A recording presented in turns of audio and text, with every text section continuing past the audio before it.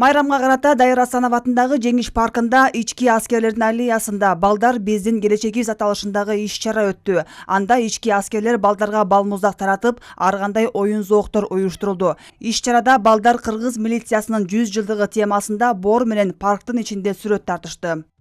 Бүгүнкү биздин иш-чара Кыргыз милициясынын ички иштер министрлигине 100 жылдыгынан арналган маареке өтүп атат. Быйыл ноябрь айында чоң масштабтуу ички иштер министрлигине 100 жылдыгын белгилейбиз.